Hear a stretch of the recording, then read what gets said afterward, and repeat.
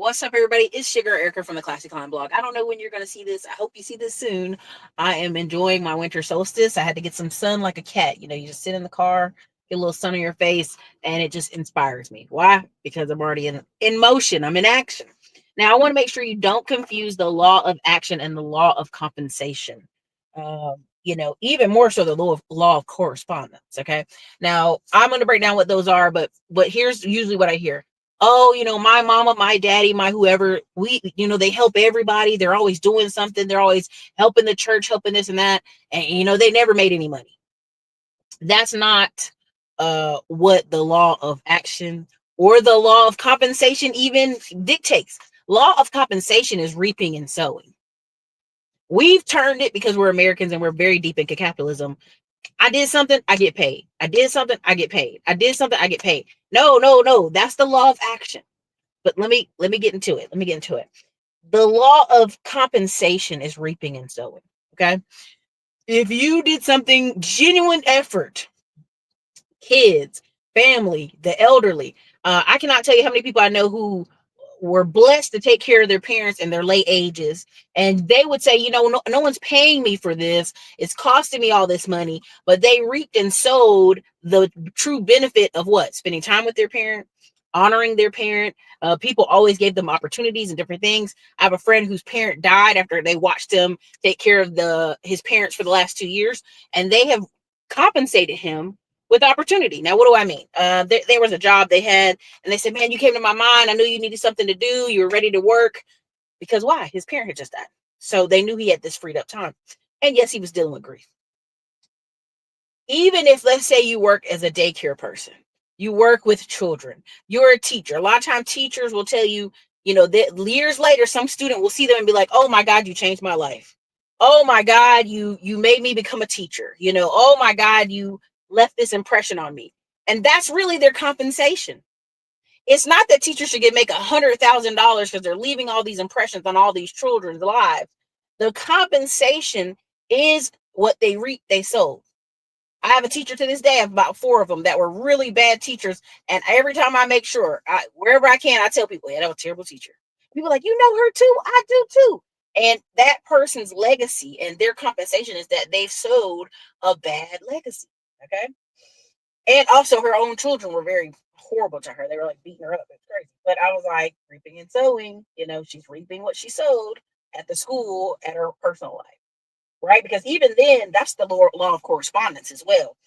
As someone's outer looks, their inner. Let me clean that up. Law of correspondence is awareness and transforming negative energy.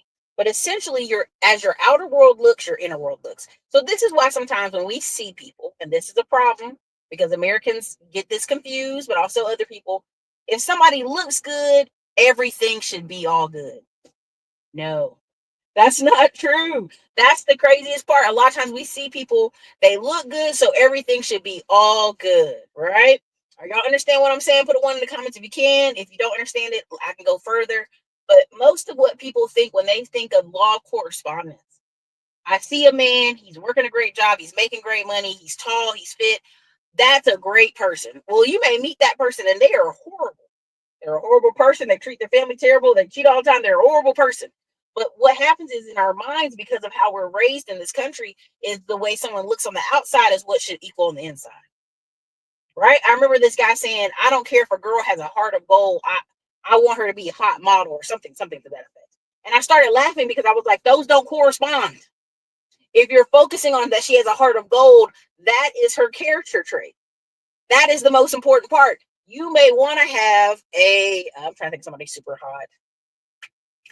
A Dua Lipa with a heart of gold. You may want a Halle Berry with a heart of gold. You may want whatever with a heart of gold. But that's not what people recognize them for. They recognize them for their beauty first and then everything second.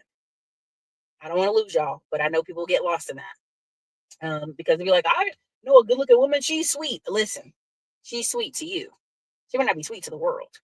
I know many of folks who married a woman and then they were like, I fell out with all my family. I fell out with all my friends. And 9 times out of 10, it's because the woman was a nasty, bad behavior woman. But they didn't want to hear it because she looked beautiful. Who's a prime example of that right now as we're talking currently? Travis Hunter. Yes, everybody's beating up on him. I think they should kind of pull back. But there is a reaping and a sowing happening where this woman is put on bad behavior and people have noticed. And in the hopes that this young man who's nice, sweet, kind, caring, very athletic, very talented, not conventionally attractive, just is what it is. And this is for men saying he's not an attractive man. You know what I'm saying? It's not even just women. He, for whatever reasons, feels this is how he should be treated because she looks so good to him. She might not look great to y'all, but she looks good, great to him. Okay. So again, there's a whole, there's some stuff going on there. Okay. Right. But where am I going with this? Law of correspondence makes people say, well, if someone is let's go to the worst option. Someone's on 600-pound life, their life must be in shambles. And guess what? 9 times out of 10, it is, right? That's why TLC is there, right? Kate plus 8. They were there for the drama and Kate's drama. You know what I mean? Her outer world and her inner world is a mess, right? Even 20 years later, those kids are in their 20s and suffering.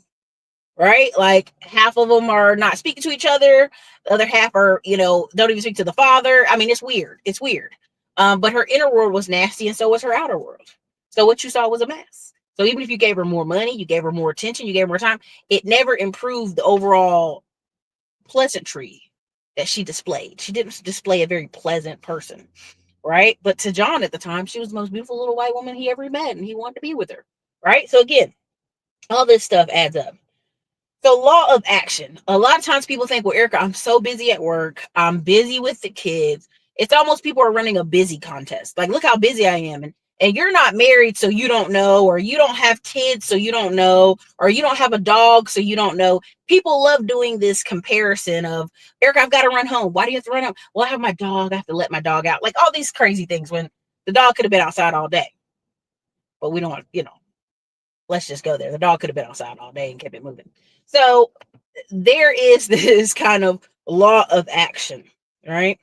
They're wanting because they're in motion to be compensated, but that doesn't correspond, right? Or if someone's having writer's block, or they're at work and they're stuck on what's the next creative path or the way forward. A lot of business owners get into this too. They're in law of action. They're moving around, they're doing stuff, but they're stuck creatively, or where they want to see the business go. Well, when you start telling them, start small, take small action, right? Someone used to tell me this when I was younger. One of those business owners was like, hey, you're just trying to hit a ball out of the park. And that's not going to happen. You have to take small wins where you can. You got to take first base, second base, third base. And at the time, I didn't want to hear it. And as I got older, I realized he was absolutely right. That's just life in general, though. Right? You don't meet somebody on the first date and get married to them. You don't meet you don't try for a baby the first time and boom, there's a baby. Like that's not life. The law of action is instead of waiting for inspiration, waiting for a different life, you have to start taking action. You can't just wait and sit around and say, I'm waiting to be manifestation and be inspired. While you're manifesting, you should, A, B, and C, if you're a woman, be working out, be having hobbies, go out places, do things. 9 times out of 10, you meet the man at the hobby. You meet the man at the conference. You meet the man at the event. That's what happens because you're in motion. Okay. A lot of people think if I just sit back and I just sit at my house and I look real pretty, some man's going to come find me. How is he going to find you in your houses?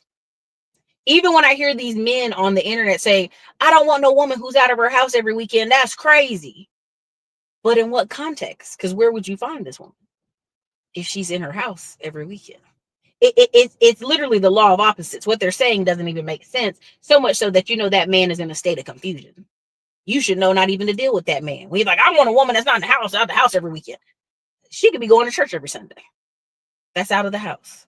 She could go do run club on Saturday. That's out of the house. She could go do brunch with her friends on Saturday. That's out of the house.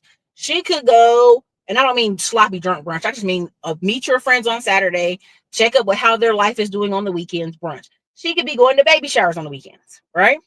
But a lot of times these people are saying things that's a whole nother law of opposites. But the reason I keep bringing up law of compensation, law of action is a lot of you are expecting, because you've been trained by the work system and by school as well. I went to school, I got the degree, I should be paid. But It's the same with the epidemic in our society of people saying they don't have friends. Every time I see one of those videos, I just get sick to my stomach. One, because it is you sat the camera up to do a video about why you don't have friends.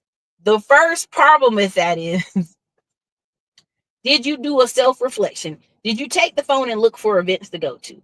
Did you take the phone and look for hobbies you can be involved in? Did you take the phone and look for hiking groups and hiking clubs and walking groups and all this stuff that you could do to meet people to what? Develop a friendship. Any relationship you want in the world is going to require some energy, right? It's going to require some energy. It's going to require you got to try. I think people think, well, I'm going to go overseas and I'm just going to pick a woman or man who is a foreigner to America, and it's going to be easier. They're going to come home, just know what I want. They're not a robot and they're not a mind reader. That will never work because it won't. Okay. And that's simple as that. That's simple as that. But the point of this video and the point of this, as we hit towards Christmas, let's be really honest. Christmas and Thanksgiving in October and Halloween is like 2% of your year. I know nobody wants to hear that. I know y'all don't want to hear that. But if you look at the grand total of 100% of the year, you got like 3 days.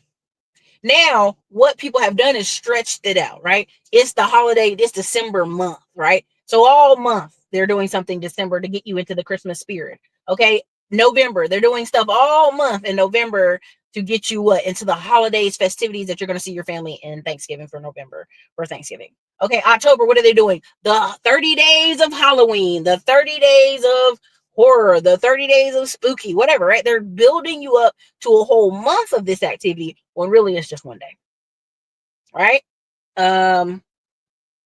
January to March, what is that? That new year, new you, spring cleaning, allergies, fitness, all that stuff. And I'm taking advantage of it in my space and what I'm doing with my businesses, digital and physical. But I just know I learn by seasons. I'm watching the system. I'm watching how people interact. I'm watching how people, oh man, I really got to do this because it's March Madness. March Madness is basketball. March Madness is this and that. February, Black History Month, right? So they start putting themselves in these mindsets where I'm doing this thing for 30 days. Black History Month. Look at all the stuff I learned. You should pat me on my back, right? Reaped and I sowed, right?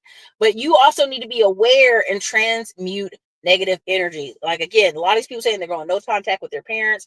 They're not doing Thanksgiving with their families. They're not doing Christmas. They're not doing A, B, and C because they've allowed the one day, the 2% out of the year, to get them in a bad mood because one, they're comparing. It's Christmas time and they're comparing their financial situation to everybody they know. And they can't buy their kid all this crap when really it should be one gift or two gifts that matters.